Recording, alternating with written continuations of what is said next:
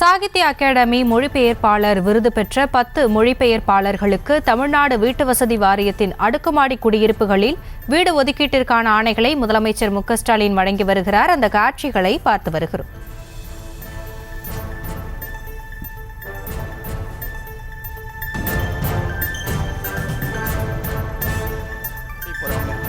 சார்பாக கட்டி முடிக்கப்பட்ட கட்டடங்களை மாண்புமிகு முதலமைச்சர் அவர்களின் போர்க்கரங்களால் துவக்கி வைக்கும்படி பணியுடன் கேட்டுக்கொள்கிறேன்.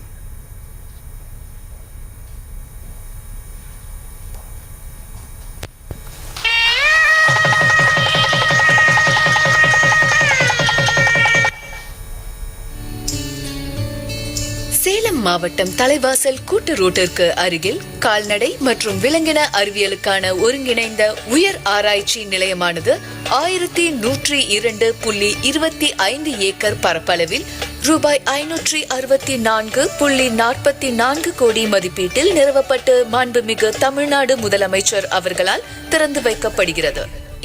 கால்நடை பராமரிப்பு, பால்வளம், மீன்வளம், தொழிலாளர் நலன் உள்ளிட்ட பல்வேறு துறை சார்ந்த மொத்தம் 27 கோடியே 33 லட்சம் ரூபாய் செலவிலான கட்டடங்களை காணொலி காட்சி வாயிலாக முதலமைச்சர் மு.க.ஸ்டாலின் திறந்து வைத்தார். அந்த காட்சிகளை பார்த்தோம். விவரங்களோடு இணைகிறார் எமது செய்தியாளர் ராஜேஷ். விவரங்களை வழங்கலாம். வணக்கம். தமிழக முதலமைச்சர் மு.க.ஸ்டாலின் அவர்கள் சென்னை தலைமைச் செயலகத்தில் நடைபெறக்கூடிய இந்த நிகழ்ச்சியிலே பங்கேற்று தற்போது பல்வேறு திட்டங்களை தொடங்கி வைத்து வருகிறார்.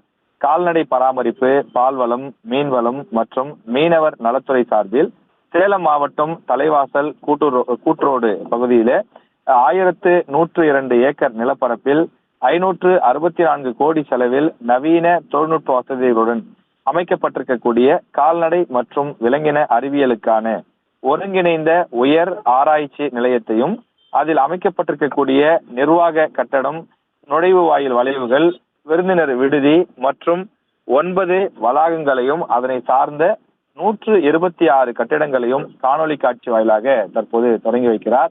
உடன் துறை சார்ந்த அமைச்சர்கள் மற்றும் அதே போல உயர் அதிகாரிகளும் இந்த நிகழ்ச்சியிலே பங்கேற்றிருக்கிறார்கள். அது மட்டும் இல்லாமல் தொழிலாளர் நலன் மற்றும் திறன் மேம்பாட்டுத் துறையின் சார்பில் 8 கோடியே 13 லட்சம் ரூபாய் செலவில் விழுப்புரம் மாவட்டம் மருதூர் மற்றும் ராமநாதபுரம் மாவட்டம் பட்டணம் காத்தான் ஆகிய இடங்களில் கட்டப்பட்டிருக்கக்கூடிய ஒருங்கிணைந்த தொழிலாளர் துறை அலுவலக வளாகங்களையும் திறந்து வைக்கின்றார்.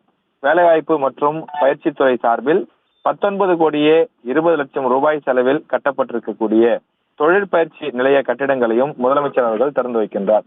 பல்வேறு துறைகள் சார்பில் இந்த கட்டிடங்கள் கட்டப்பட்டிருக்கக்கூடிய நிலையில் இவற்றை தமிழக முதலமைச்சர் காணொலி காட்சி வாயிலாக திறந்து வைக்கின்றார்.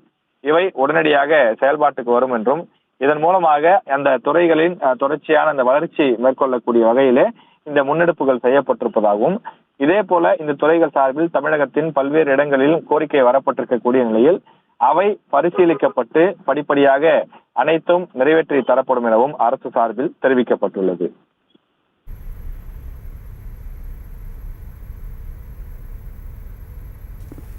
தற்போதைய விவரங்களுக்கு நன்றி ராஜேஷ்.